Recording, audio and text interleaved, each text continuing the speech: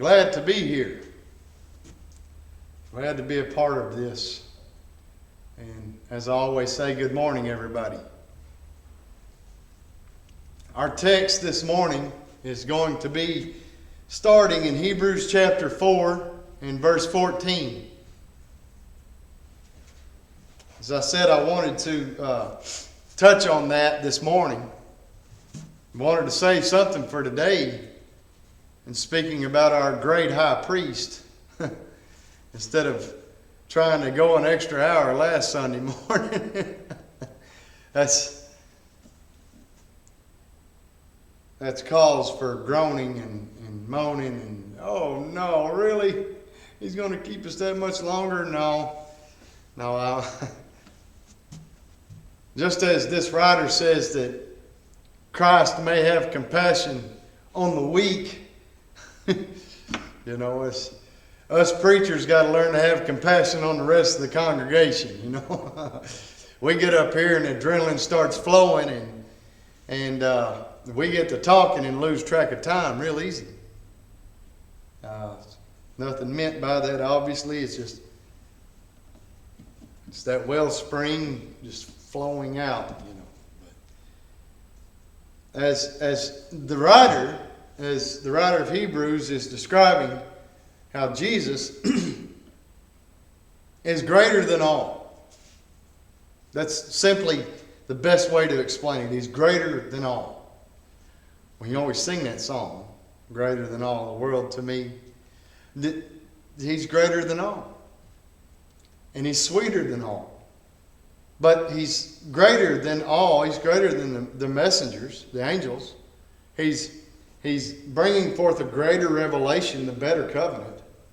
And he's greater than Moses, as we had looked briefly at 1 Corinthians 10, how the first Exodus, when they were coming out of Egypt, out from under the bondage, and they were being baptized into Moses in the cloud and in the sea.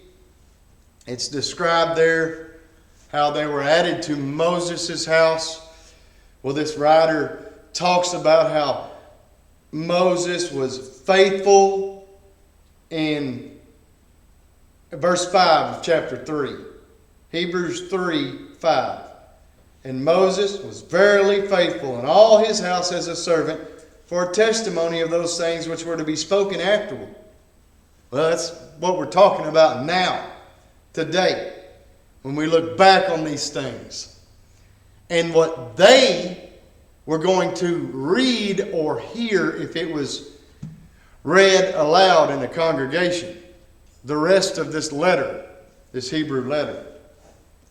But Christ, as a son over his own house, whose house we are, if we hold fast the confidence and rejoicing of the hope firm to the end. And then he gives purpose, reason,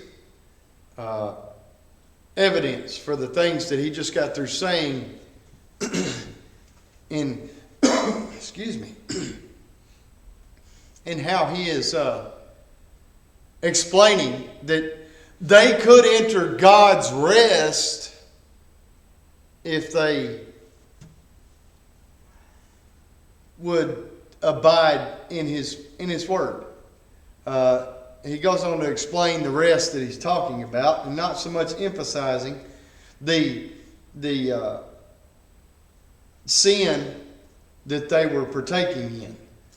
But they tested him, they tempted him, and they proved him. They saw his works 40 years. Therefore, he was grieved with that generation. And so the writer is telling the congregations that were to read this letter aloud, the Hebrew congregations, and any Hebrew in any congregation, if they were reading it aloud, every Hebrew could hear it and say, that's a good point. Joshua, Hebrews chapter 4 and verse 8, Joshua did not get them into that rest that was prophesied, that was forecasted. So therefore there remains a rest a keeping of the Sabbath in a literal sense for the people of God. Now that obviously is not to say that you and I today keep the Sabbath in its most literal sense. But that we do keep the Sabbath, we do abide in the rest of Christ. You may rightfully discern those words. I know that's a sound bite for anybody that is going to come up with something. And trust me, there's plenty of people out there that will come up with something from that little sound bite, the rest of Christ.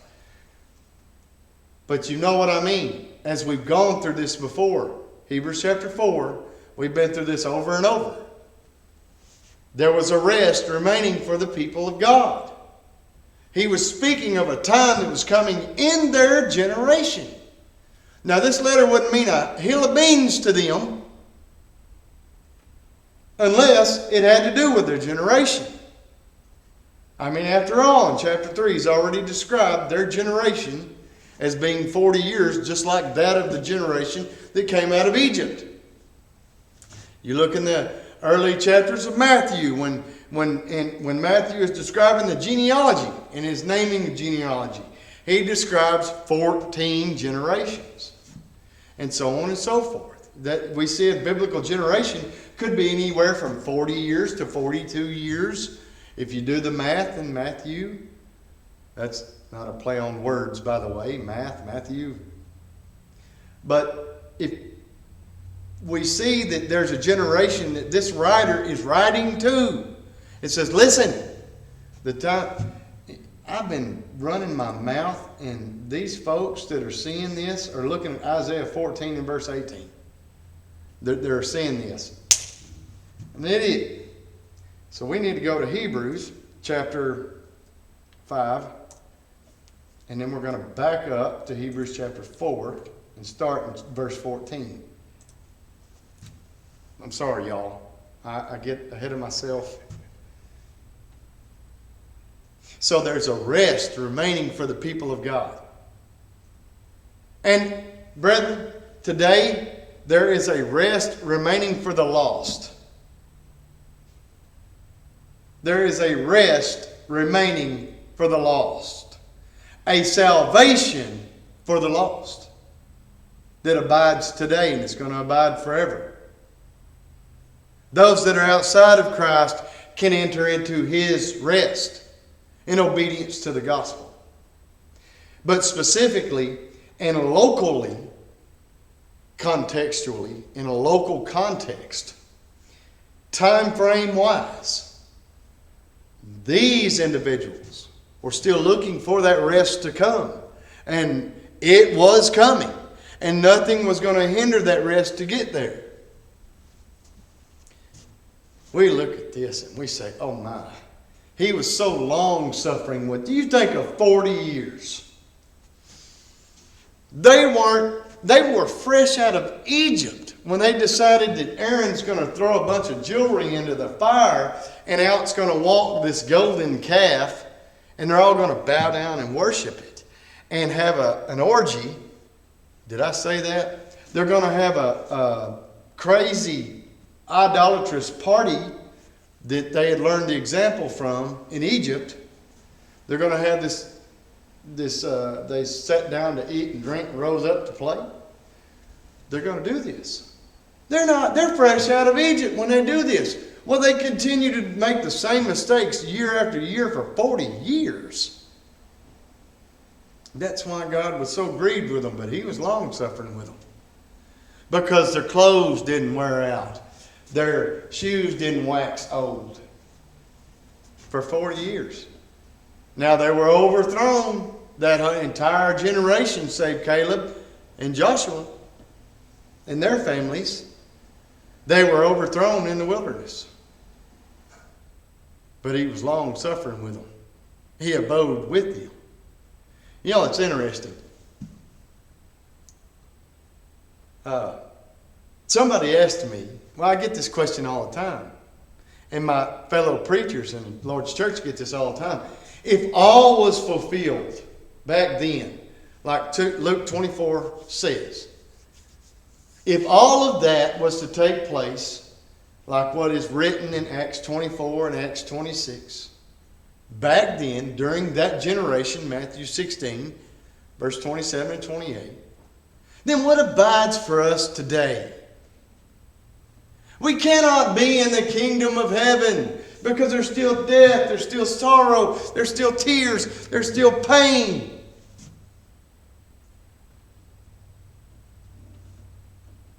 I have a question.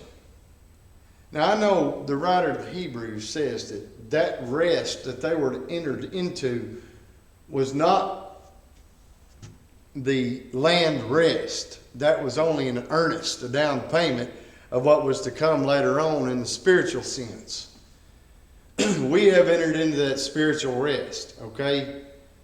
If all is fulfilled and we're living in a lifetime where there is no more sorrow, death, pain, tears, and so on and so forth,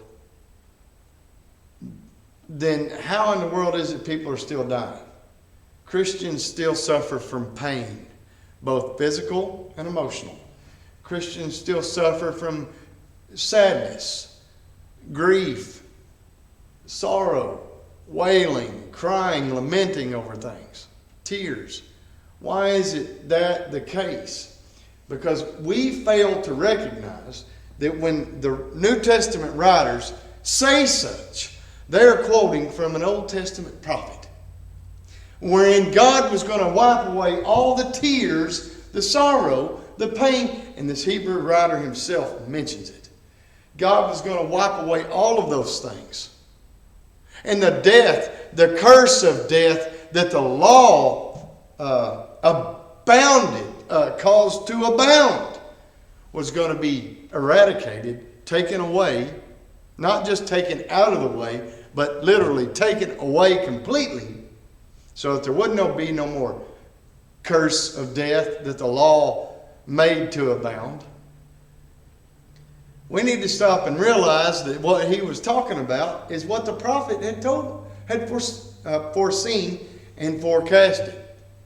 That there was coming a time when those things that they were suffering from were going to be done away with. It's not speaking of literal tears, literal sorrow, travail, literal biological, material, physical death. But it's speaking of a time when spiritual death was going to be eradicated. For who? For those that love the Lord. 1 John 5, there is a sin unto death, but there's a sin not unto death. See, we need to stop and understand where the prophets tie in with the New Testament writers, which Hebrews is a New Testament writer. And he is explaining the rest that God's people are to enter into back then, and the same rest that we are to enter into today. This morning in class, I called it the Shemini Atzeret. Brother Roy Runyon, he's going to say, there Bobby goes again, he's speaking in tongues. And yeah, it's Hebrew tongue, Hebrew language. But it's the Shemini Atzeret, it's the 8th day feast, the solemn assembly that you and I are partaking in. The rest that God had prepared for his people, all those that love him. That's what verse 9 in Hebrews 4 is all about. There remaineth therefore a rest to the people of God. For he that is entered into his rest, you see how they were partaking of it right then at that time before the last enemy, death, was destroyed. He also hath ceased from his own works as God did from his. Let us labor therefore. There's that word work all over again. Therefore to enter into that rest, lest any man fall after the same example of unbelief. What example of unbelief? The one he just got through mentioning back in chapter 3. They were going through a spiritual wandering, wilderness wanderings back then. And there was coming a time that they were going to enter into it. And then he explains why you need to labor. Because God knows the thoughts and intents of the heart. And that is what he is judging. It is the spiritual brethren. We look on things that are heavenly, not on things that are on the earth. We're not looking, they back then were not to look to some animal sacrifice that they could literally lay their hands on and impart their sin to on the Day of Atonement, that goat. They were not looking to that. No, they were looking unto Jesus, the author and perfecter of their faith, who could take away that sin. Well, they couldn't see him, could they? Not with these. But with the eye of faith, they could see him just fine. With the ocular vision, the eyes, they could not see him anymore. Yet henceforth know we no man after the flesh. We don't know Christ after the flesh anymore. So what he is explaining is that God's word is quick and it's powerful. It's sharper than any two-edged sword, piercing even unto the division of soul and spirit and joints and marrow. It's a discerner of the thoughts and intents of the heart. And there's nothing hid from God's sight. We realize that, right? Do we live our lives realizing that? You and I today. Do we live our lives realizing that everything that we do is in God's sight? There's nothing hid from his eyes. Nothing hid from the eyes of the Son. Notice how it says the Word of God. Neither any creature that is not manifest in his sight, but all things are naked and open unto the eyes of him, with whom we have to do. Seeing then that we have a great high priest, he says in verse 14, that is passed into the heavens, Jesus the Son of God, let us hold fast our profession. What did he just got through saying? Let us, in verse 11, let us therefore labor to enter into that rest, lest any man fall after the same example of unbelief. Why? Because we have, and I like to put it this way, because that Greek word that is translated great in verse 14 is megas. Megos. Does this sound familiar? Mega. If you're familiar with dinosaurs, Megalodon, even the new Jurassic Park movie, so on and so forth. Mega. No, I better not. I'll get lost in that trying to come up with examples. But you get the idea. Mega. It means massive, beyond comparison. Well, we have here the great high priest. He is greatest. There's none greater. Seeing then that we have a great high priest that is passed into the heavens. He just got through mentioning, I'm sorry, I'm getting ahead of myself again. I do this all the time. I rush everything. I got to slow down. I told my wife this past week, I said, honey, I really have to slow down because I get to talking too fast. I stumble all over my words. I have to slow down because I cover so much in one verse that I know I just bombard everybody with more than they can handle at the time. Not calling anybody ignorant or stupid. It's just when you add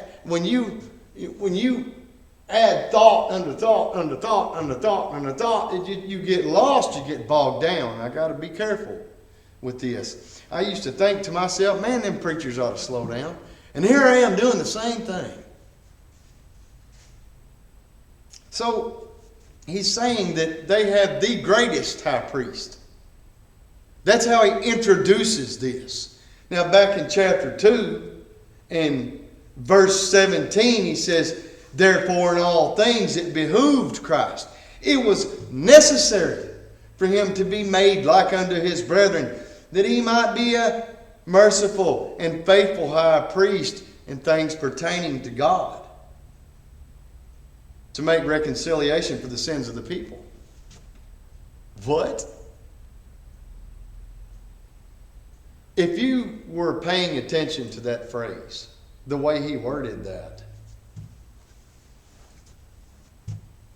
and you know just a little bit about the high priest and his work,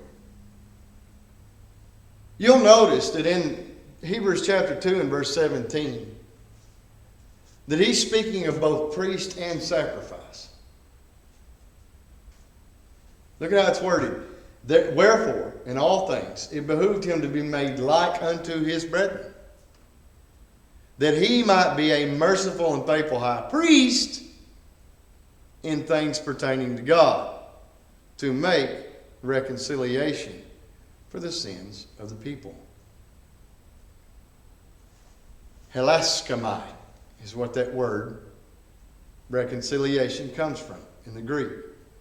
And it means to be favorable toward, to be favorably forgiving toward, to favorably make atonement for. This spoke of the priest's office, the high priest's office on the Day of Atonement.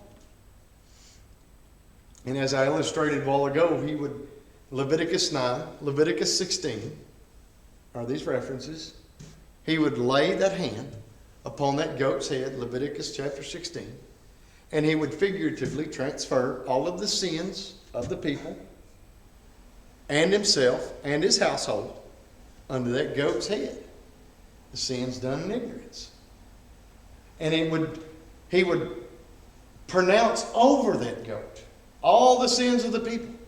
And when he did that, in a metaphorical way, it literally grabbed that sin that they were guilty of and went whoosh and placed it upon as a burden upon that goat. And that goat was to be led off in the wilderness. That's why he's called the scapegoat. To be carried away. Never to be seen again. Because somebody's either going to take him for a pet, or some wild beast is going to devour him. Something's going to happen to him. He's not going to come back home. You see, in Matthew 25, when Jesus is talking about the dividing of the sheep and the goats, goats in that first century sense and in that area were real bad about wandering off and never coming back.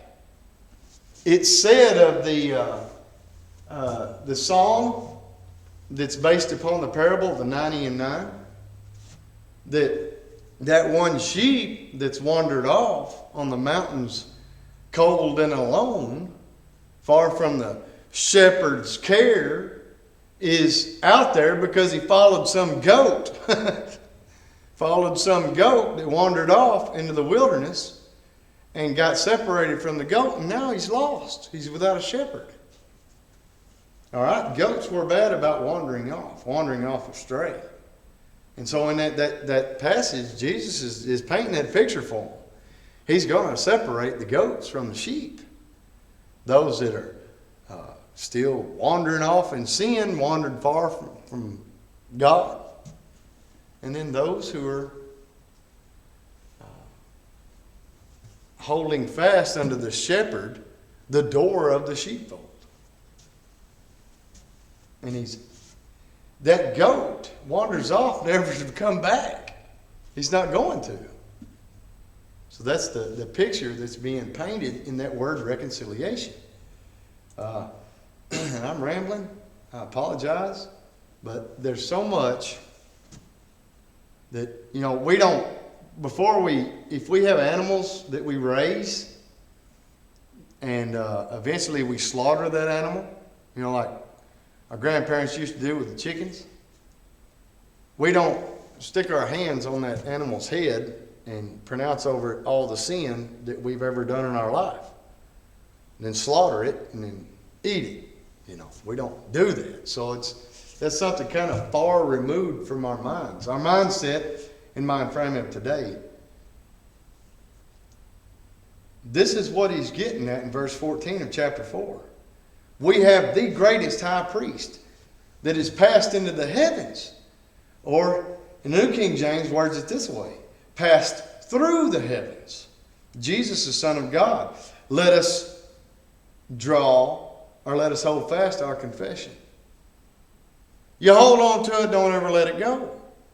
For we do not have a high priest, like he says in verse 15. We have not a high priest which cannot be touched with the feeling of our infirmities, but was in all points tempted as we are, yet without sin. Let us therefore come boldly under the throne of grace, that we might obtain mercy and find grace to help in the time of need. That leads us right into chapter 5. Because he's fixing to explain. He said a mouthful in those 3 verses. And he's fixing to start explaining it. That where he says, passed into the heavens, through the heavens. He's going to consummate what he said there in chapter 9. He's going to explain what he says there in chapter 9. How Christ is not only the high priest, the greatest high priest, but he's also the greatest sacrifice. And he has taken his sacrifice into heaven itself and presented that sacrifice to God the Father. Just like the Old Testament high priest, the earthly high priest, would take the blood of the bull and the goat on the Day of Atonement. Once a year, he would take it into the most holy place. He'd go in there. I mean, by this time, you may correct me if I'm wrong, in the most holy place in the first century, all that was in there was that altar of incense. The ark was long gone. All they had was that brazen altar, brazen fire pan for the incense. So he walks in there with this blood of bull and the blood of a goat, and he sprinkles the most holy place to make atonement. And so Jesus, in a spiritual manner, goes into heaven. I always point up, goes into heaven, transdimensional. I almost said that Max King word.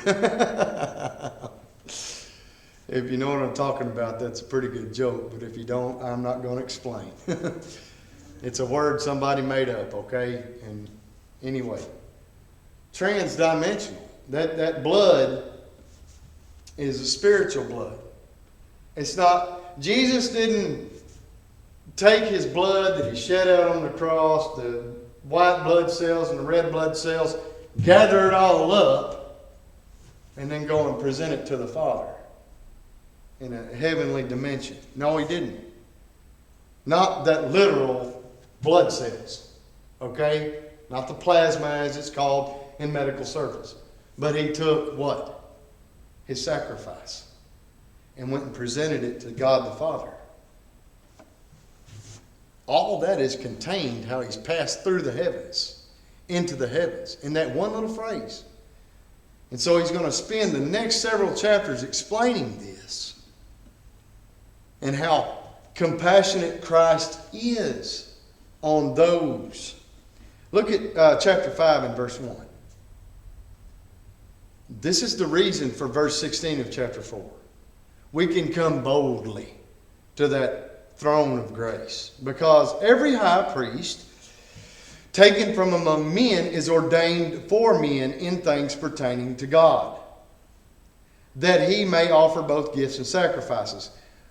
Why? He's taken from among men. Why? Because, look at verse 2, he can have compassion on the ignorant, sins done in ignorance, and on them that are going out of the way. For that he himself is also compassed with infirmity. He's weak too. He's weak too.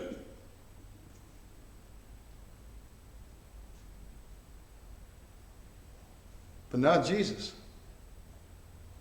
You look back in chapter 4 and verse 15. The last 3 words. Yet without sin. This fellow, the earthly high priest, has to present animal blood for himself because he's the sinner. His family's the sinner, his household, and all the congregation of the people are sinners. They have to have blood shed for them. And so this earthly high priest, I don't care how holy the Pope thinks he is, he still needs a sacrifice. But by the first century, this high priest had got to where you can see this in Caiaphas, he got to where he thought he was so holy that he's even one who sits in the temple proclaiming that he is God. He's so holier than thou. You don't come near unto me, for I'm holier than you are. Even the high priest had to have a sacrifice for him. But yet Christ is being described here as both the high priest and sacrifice throughout these chapters. Can you imagine such? How could that take place literally? In a physical way? It cannot, can it? If Jesus is the great high priest and he's the sacrifice altogether, how is he going to, while dead, naturally, biologically, how is he going to take, as the high priest was supposed to do, his sacrifice and go and present it anywhere? Does this make sense? The high priest took the blood of a dead animal and presented it in the most holy place on earth. Okay? High priest was still alive, wasn't he? Biologically. He wasn't dead, was he? No, he was alive. He was dead in trespasses and sins and had to have that sin covered up by the blood of animals. But yet Christ did no sin. Neither was there any guile found in his mouth. 1 Peter chapter 2 and verse 22. Isaiah 53 and verse 9 is what Peter is stating there. Why is Peter stating that? Because Isaiah 53 is beyond the shadow of a doubt the prophecy of the Messiah himself. The greatest high priest. Who was going to do what? Play the part of the sacrificial animal. Not only was he going to play the part of the the high priest himself, but he's also going to be the part of the animal. All at the same time. This is why it has to be spiritual. Every bit of it does. You know, Peter goes on to say in 1 Peter, we're not redeemed with corruptible things, like silver and gold. He says you're not redeemed with earthly, corruptible, material, biological things. I know all those words are not in that verse, but that's the point being made. If that were the case, then animal blood would actually eradicate sin and do away with it altogether. It wouldn't just cover it up. Only to be remembered next year, Hebrews chapter 10, when they had to do that atonement all over again. No, it's done away in Christ. He's both priest and sacrifice. But look at verse 4. Here's another thing that distinguished him from the earthly high priests. No man taketh this honor unto himself, but he that is called of God, as Aaron. He's describing how Aaron was called by God. But I got to tell you, he's fixing to get into something that's going to blow these Hebrews' minds. It's going to bring to their remembrance the name of a man who had a priesthood that had no beginning, neither did it have an end. There was no lineage to his priesthood. All right? It's a man by the name of Melchizedek. And he's going to compare Christ's priesthood with Melchizedek's. And how his priesthood is described is literally how Christ's priesthood is. We'll get into that when we get into it. But he's contrasting right now. The priesthood of Christ was a spiritual priesthood. High priest. The greatest high priest, which is spiritual. And he's contrasting that with the earthly, material, biological priesthood that was taking place there around the temple. And so on and so forth. Verse 5 says, so Christ glorified not himself to be made a high priest, but he that said unto him, thou art my son, today have I begotten thee. Uh-oh, there's that phrase again. Today.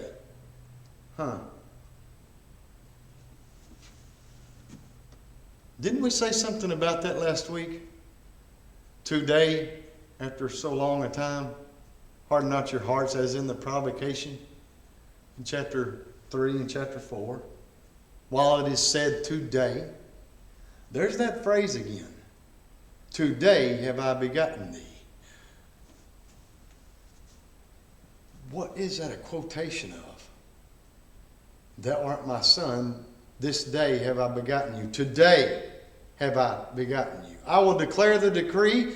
The Lord said unto me, thou art my son, today have I begotten thee. Psalm chapter 2 and verse 7. And this is referenced by Paul in Acts chapter 13 and verse 33. Even referenced as the second psalm. I pointed that out before also. This took place, Christ became the great high priest when?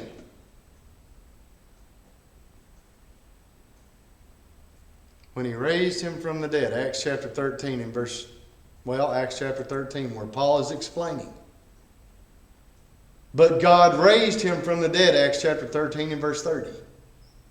And he was seen many days of them which came up with him from Galilee to Jerusalem, who are his witnesses unto the people. And we declare unto you glad tidings, how that the promise which was made unto the fathers, God hath fulfilled the same unto us, their children, and they have raised up Jesus again. There's Jesus' resurrection. As it is also written in the second Psalm. Paul is saying, listen, this is what David was writing about in Psalm 2. Foreseeing and forecasting, foretelling the day that Jesus was going to rise from the grave. Out from among the dead ones. That's when he's going to be begotten. That, my friends, is what the Hebrews writer is saying. You are a priest forever. As he goes on to say, after the order of Melchizedek. He puts together Psalm chapter 2 and verse 7. And let me back up to Hebrews chapter 5. And Psalm 1:10 and verse 4. He precept upon precept, line upon line, here a little, there a little. All the sum of thy word is truth. All together forms a doctrine, saying that Christ became great high priest, the greatest high priest, when God raised him from the dead. We can safely deduct that from this, can't we? Yes, because other passages in the New Testament and the prophecies themselves teach such. So, he supersedes by resurrection out from among the dead ones. He supersedes, that is, jumps over, is risen above in exaltation, the Aaronic priesthood. See what I'm saying? It's pretty simple, ain't it? Once you start putting these things together, 2 plus 2 equals 4 instead of 5 like we've always been taught. You see what I'm saying? No, 2 plus 2 equals 4, not 5.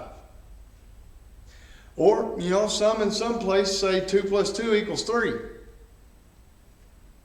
in a metaphorical sense. Who in the days of his flesh, verse 7, when he had offered up prayers and supplications with strong crying and tears unto him, that was able to save him from death. And he was heard in that he feared. Though he were a son, yet learned he obedience by the things which he suffered. And being made perfect. There it is again, brethren. Being made perfect. That is equivalent to being begotten again and raised up from the dead in Acts 13 and many other places. He became the author of eternal salvation unto all them that obey him. All them that obey him. There's the contrast from chapter 3 and chapter 4 unto chapter 5. That obedience is by faith. This is why we faithfully obey him today. Oh, I know. If somebody says, well, I don't 100% faithfully obey him, therefore I'm lost. No, you're not. Brethren, that's got to stop. And I'll tell you what, I'll boldly stand up here and say, if there's a preacher out there that is telling you such, he's a liar and a false teacher. Whether intentionally or out of ignorance. He don't know what he's talking about. It's time to stop. Now, if he says, well, if you sin, boy, you better watch it because you're going to die and go to hell. He needs to watch what he's saying and be careful because he's making John a liar. 1 John 1, verses 7 through 9. If we walk in the light as he is in the light, then the blood of Christ, his Son, the blood of Jesus, his Son cleanses us from all sin. You don't have to wait until that day of atonement. No, that blood continually cleanses us, brethren. You walk off and you wander off into a lifestyle, continual, habitual sin, saying, oh, it's his blood, it's his sacrifice after all. So it don't matter what I do from here on out. I tell you, chapter 3 and verse 12 makes it clear you better be careful. You're not demonstrating love. We love him because he first loved us and gave himself an eradication of sin, a propitiation. He gave himself for us. Now, shall we continue in sin that grace may abound? God forbid. May it not be so, Paul says. And then it's said even in this chapter 10 of this letter. If we continue in sin, there remaineth no more sacrifice for sin. Now, what's that mean? I digress. Jesus was made perfect. He is the greatest high priest. He is the ultimate, the greatest sacrifice. He is the greatest king. He is the greatest ruler, Lord. Kurios in the Greek. Adonai in the Hebrew. He's the master of masters, brethren. He's the king of kings. Sistren to the females. He is it. There's none greater, none higher. And that's what he's talking about. Born under law. Born of a woman. Born under law. That he might redeem those who are under the law. He was under the law. He's not made perfect yet. But when he died to that law, didn't he? All right. Risen again. He's what? Made perfect. So therefore, that's what gives him the authority to be the author, the captain of our salvation, brethren. Called of God and high priest after the order or according to, in Strong's definition, kata in the Greek, point 3 of that definition, according to the order of Melchizedek. Not the order of Aaron, but the order of Melchizedek, of whom we have many things to say and hard to be uttered, seeing you are dull of hearing. This is the problem, even today. You won't listen. Now, I could look in a mirror and say that to myself all day long. You're thick-headed, boy. But there's so many today that call themselves Jews and practicing a dead religion. They're dull of hearing. They have totally cut Isaiah 53 out of the Hebrew Scriptures. They'll say that's not a messianic text when there is no denying it whatsoever.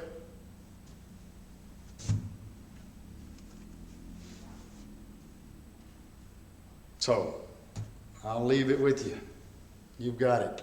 By the way, there will not be an afternoon service this afternoon unless you guys want to come together and sing songs and pray.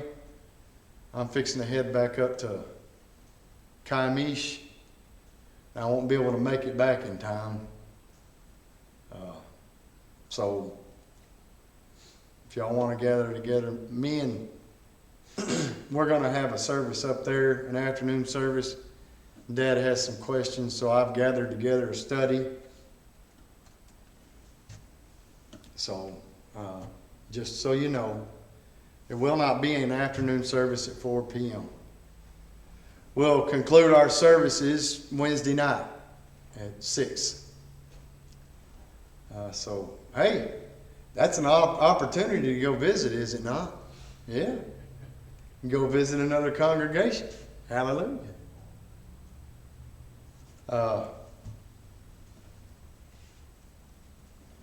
Next Sunday, I'd like to briefly touch on their dullness of hearing, their lack of understanding. That's why it was so hard to be uttered. Next week, I'd like to touch on that briefly. I don't want to spend too long talking about it because it's a moot point, to be honest. There are those that are practicing such today, but the reason I say it's moot is because it has been interpreted by so many to be speaking of Christian principles, the elementary principles of Christ, to be talking about being baptized into Christ, the doctrine of resurrection, and all these things. It's talking about the first things that you learned as when you were being taught the gospel. No, it is not.